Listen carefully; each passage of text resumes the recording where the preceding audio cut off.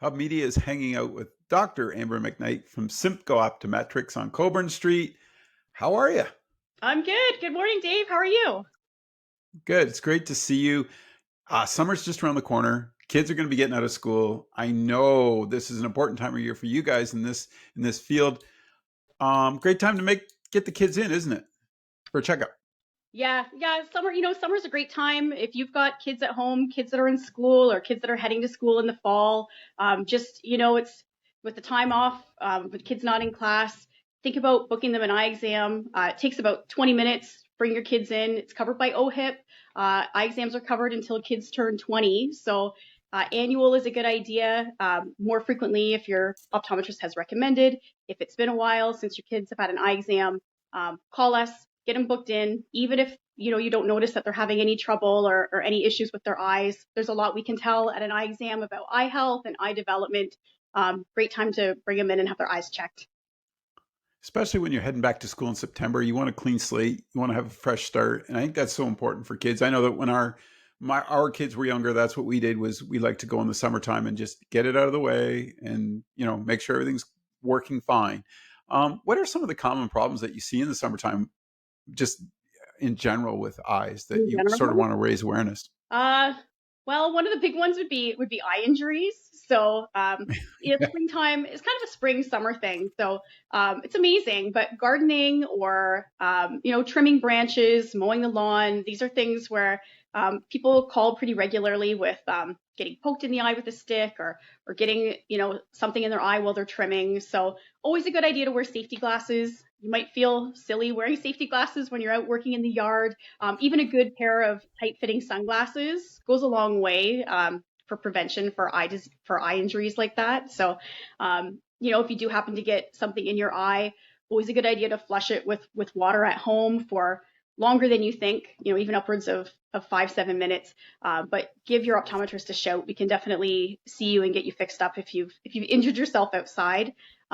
Summertime, again, always a good time to think about UV protection. So, we get UV exposure all through the year, but we tend to be outside more in the summer and the sun's rays are a little more intense. Even on cloudy days, a good pair of UV protective sunglasses or here at our office, even all the clear lenses that we retail have 100% UV protection. So even if you're wearing Oh, your regular glasses outside, you're getting that protection, which is great. that was great follow up because my next question was about kids in wearing sunglasses in the summer. How important, we don't realize how important that is, do we? No, it's easy to miss. Kids don't usually complain about the glare. It's us old people when we're driving or outside that the sun bugs our eyes. But most of us receive the bulk of our UV exposure in childhood. About 80% of the UV exposure over your lifetime you get before the age of 18. So a good pair of Wow. sunglasses, a hat when you're outside, and of course sunscreen is always a good idea for kids. A good pair of unbreakable sunglasses if you can for kids, or a couple pairs, just so they've got something on hand. But yeah, it's always good to remember. And it doesn't even hurt to have like a lanyard because I remember my kids just dropping them in the lake, right? They're gone. Yes, money, money, money. I do want to talk, and I this is off subject a little bit, but I know there's some changes coming to OHIP, and I've been trying to figure it out with eye care. Do you mind taking a minute and just explaining it to me? Yeah, sure. So as of September 1st, 2023, some of the OHIP coverage is changing for Ontarians. Um, the good news is kids under 20, things aren't changing. So kids up to the age of 20 are eligible to come annually for an OHIP covered eye exam and then as many times as they need for any sort of rechecks. So sometimes that's follow-ups on vision. Sometimes that's things like pink eye or eye injuries or any concerns your kids are having. You can always call and bring them in and it's covered by OHIP. If you're an adult between the ages of 20 and 64, some conditions that are covered now, like a lazy eye, things that are stable through adulthood and don't really have any treatment available or need any routine follow-up, some of those visits will no longer be covered by OHIP. I know if you fall into that category, if you call our office to book an exam, we'll let you know if you're no longer covered. And those visits would then go through private insurance or something you'd be paying for out of pocket. If you're 65 and older, right now OHIP covers an annual visit. But again, if you have stable eyes and things are healthy and no early signs of eye disease, your coverage is going to move from 12 months to every 18 months.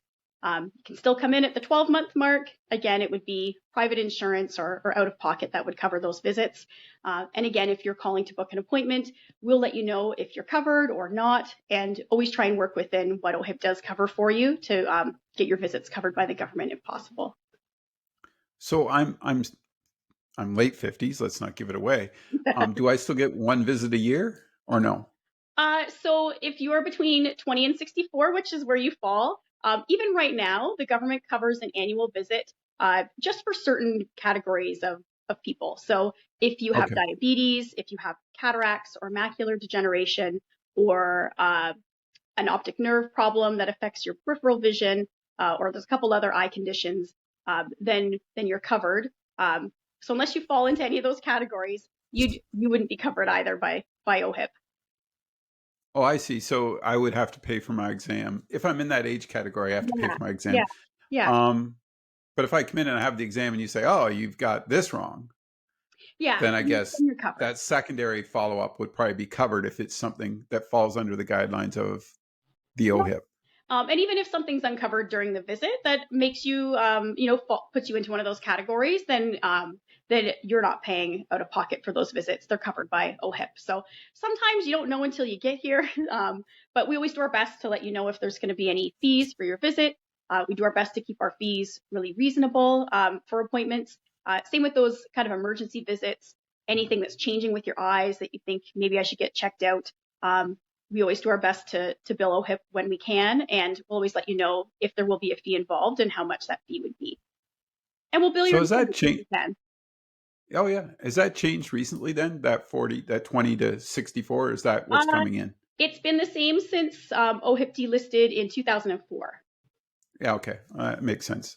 But there is changes, and we do need to be aware. I'm glad you brought that up because there's a lot of things in there that I didn't realize. So if you're over the age of 65, it goes from 12 to 18 months for a checkup that's covered, correct?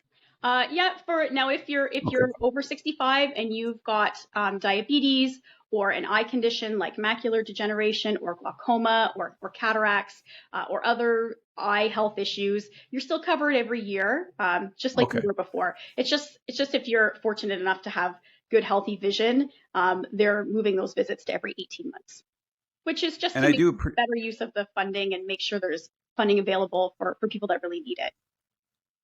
and I guess my main concern would be the kids. Obviously, you want to make sure that everything's covered for kids because that's a crucial part for future generations. We want to make sure.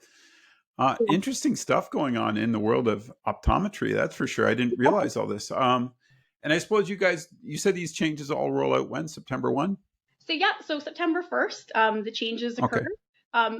There's a recent blog post on our website that kind of outlines some of the changes that OHIP is making, and also some information about costs of eye exams in Ontario and at our office. So if you visit us at simpleoptometrist.com, at the top of our website, you'll see a link to our blog post, and I've got a kind of a summary there. And of course, you can always contact us through email or on give us a shout, pop into the office, and we can give you any information that you need. This is an interesting conversation because I didn't know that. And this is a provincial matter, I do believe, correct? Yes.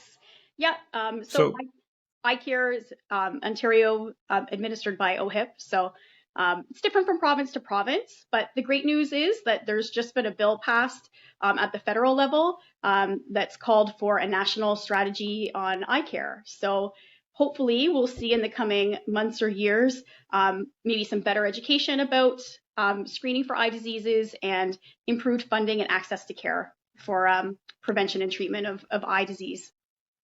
cool. I didn't. Yeah, that's a long time coming. Then that's going to be great if they can get that launched and sort of have that, a plan going forward, which should be excellent for every person in Canada. We can't complain. We live in a great country, and these changes are inevitable. It seems. And folks, if you have an issue with it, obviously you should reach out to your MPP and let them know. But thanks for taking the time and explaining this to me because I had saw something about it and I really wanted to ask you. I know we're kind of off topic a little bit, but we did talk Okay. about the kids and making sure they're all ready for the summer. Keep doing the great work you do, Amber, and thank you for your time today. Thanks, Dave. It's always a pleasure to chat with you.